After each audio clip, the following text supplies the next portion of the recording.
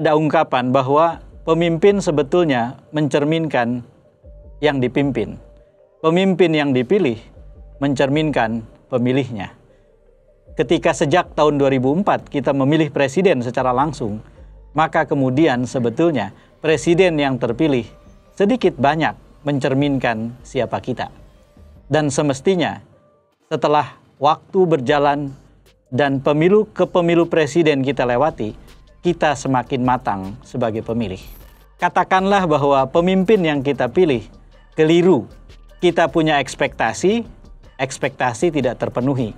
Kalau itu artinya kelirunya setelah pemilu selesai dan setelah pemimpin bekerja. Ada yang menganggap keliru sejak awal karena yang terpilih bukan pemimpin yang ia pilih. Ketika semua itu terjadi, apa yang selayaknya dilakukan?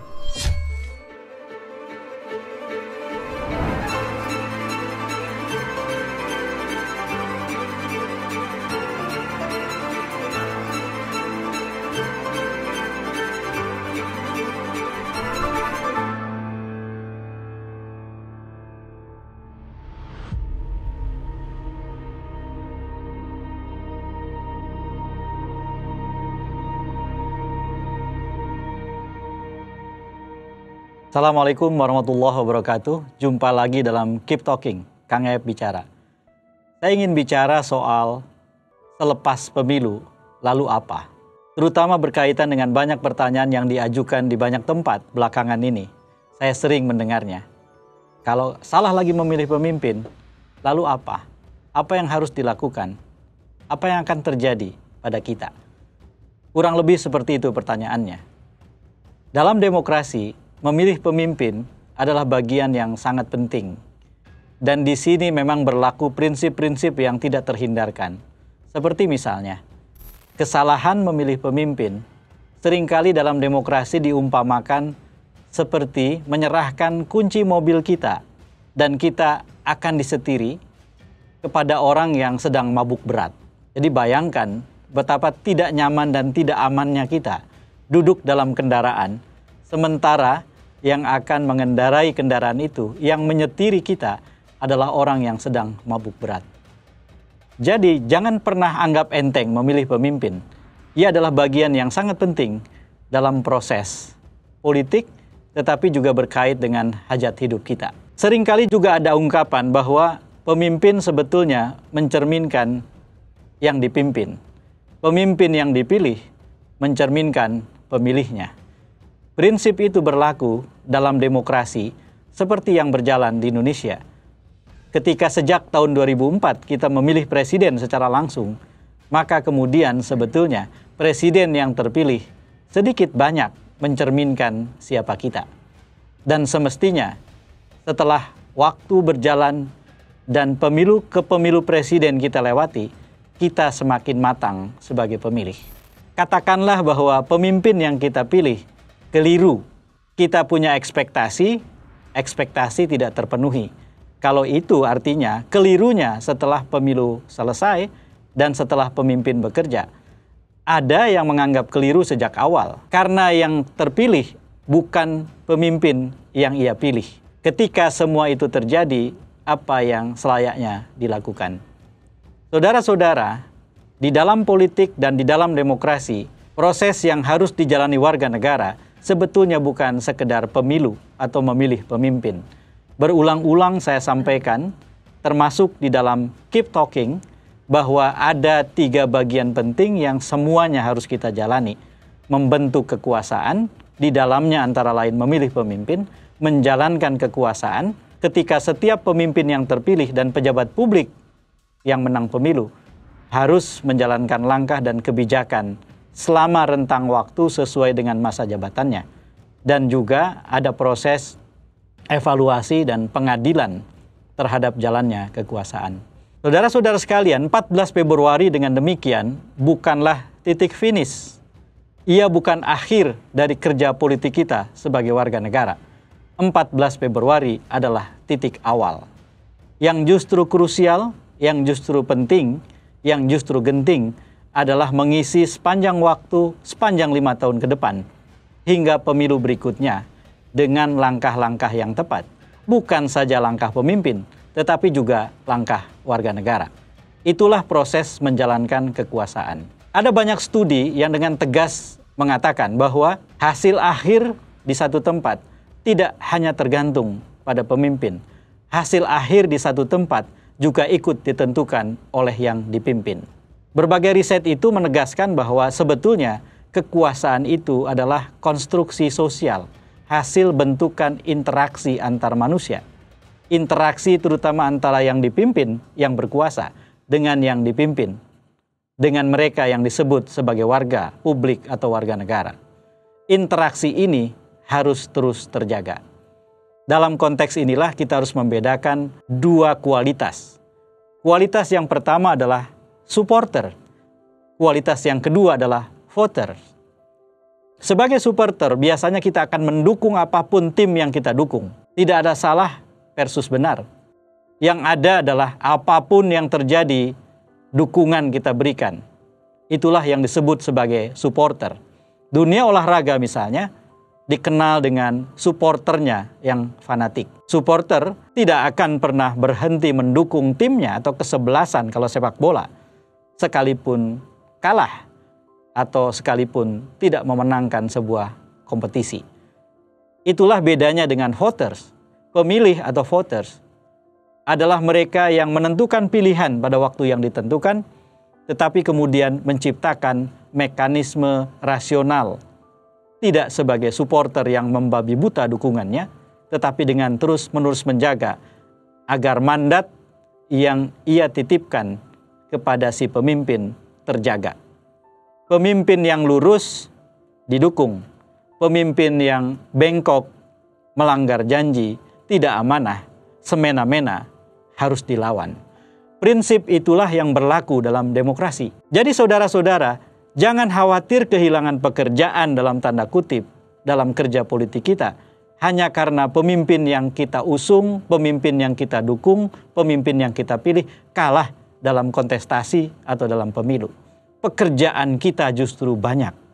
Artinya kita tidak boleh terlelap, kita tidak boleh tertidur, tetapi harus terjaga mengawasi jalannya kepemimpinan. Intinya adalah suara yang kita berikan pada saat pemilu sebetulnya mekanisme kedaulatan yang kita pinjamkan kepada pejabat publik. Mandat yang kita berikan kepada mereka harus terjaga. Siapa yang paling berkepentingan menjaga mandat itu? Pertama-tama, dalam konsep normatifnya, tentu saja sang pemimpin. Tetapi sesungguhnya ada pihak lain yang sangat penting sebagai penjaga mandat. Kita yang memberikan mandat tidak boleh memberikan cek kosong kepada pemimpin. Sedekat apapun kita dengan mereka atau yang bersangkutan, sepercaya apapun kita dengan mereka atau yang bersangkutan, kita tidak boleh memberikan cek kosong. Segala sesuatunya harus terus kita awasi. Dalam konteks inilah demokrasi mengatur sejumlah perangkat yang sangat penting yang harus ada di setiap tempat. Yang pertama yang disebut sebagai representasi. Pejabat publik atau pemimpin harus mewakili. Ketika kita merasa tidak terwakili, tidak boleh tinggal diam. Kita nyatakan ketidakterwakilan kita. Kita protes dan kita tuntut perbaikan langkah atau kebijakan sehingga kita lebih terwakili. Representasi adalah konsep yang sangat penting yang menjamin demokrasi itu sehat. Yang kedua yang juga penting adalah akuntabilitas. Di dalam demokrasi, akuntabilitas publik, pertanggungjawaban kepada setiap orang, kepada setiap warga adalah bagian yang amat sangat penting. Kenapa kita harus memperhatikan dan peduli pada apa yang dipikirkan, yang diucapkan, dan menjadi langkah para pemimpin? Karena mereka punya kewajiban menjalankan pertanggungjawaban publik kepada kita. Jika kemudian kita terlena, kita terlelap, dan tidak peduli pada apa yang dipikirkan, diucapkan, dan dilakukan pemimpin, jangan salahkan demokrasi, jangan salahkan pemimpin. Ketika ternyata yang kita miliki adalah pejabat publik atau pemimpin yang tidak peduli pada kita dan tidak bertanggung jawab. Sama seperti representasi, akuntabilitas publik harus melibatkan kita. Dalam demokrasi, representasi yang terjaga dan akuntabilitas publik yang terbangun, yang terawat, itulah yang akan menjamin bahwa prinsip mandat berjalan. Ketika prinsip mandat berjalan, artinya kepemimpinan itu amanah. Kalau yang diamanatkan adalah perbaikan hidup, maka hidup kita karena kerja pemimpin menjadi lebih baik. Demokrasi mengandaikan bahwa setiap warga punya kesempatan yang sama untuk maju dan berkembang. Pemimpin bertugas memfasilitasi kesempatan itu tidak dicederai. Karena itulah saudara-saudara sekalian, move on.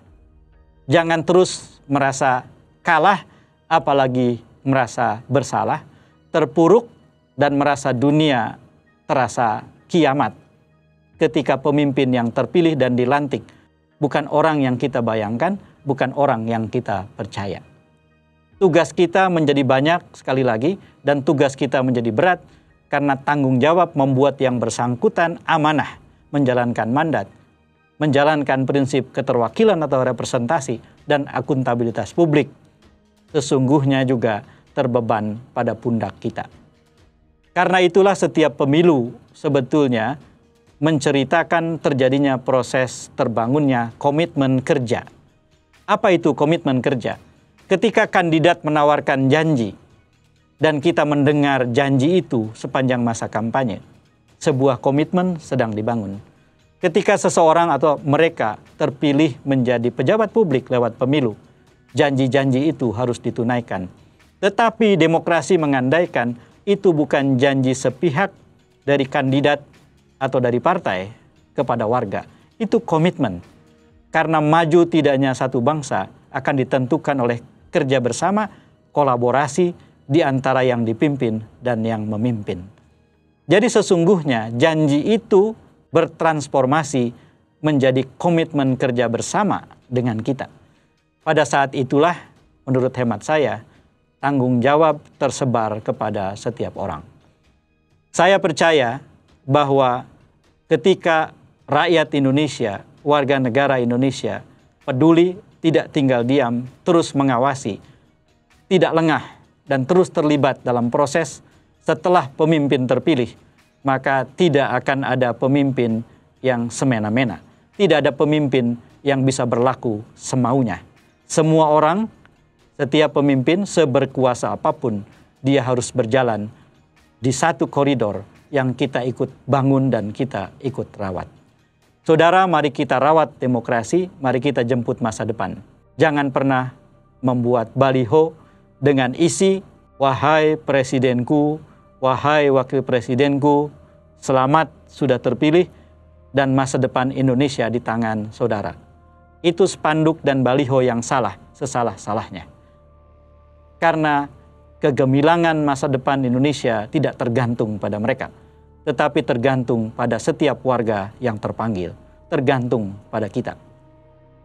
Hentikan kesedihan, move on, mari bekerja bahu-membahu dengan kapasitas kita masing-masing, di tempat dan tanggung jawab kita masing-masing, dan kita buat Indonesia besar dengan masa depan yang gemilang. Untuk siapa? Bukan untuk pemimpin, untuk kita sendiri dan untuk orang-orang yang kita cintai. Saya F. Saifullah Fatah, wallahul muwafiq laqwamit thoriq. Wassalamualaikum warahmatullahi wabarakatuh.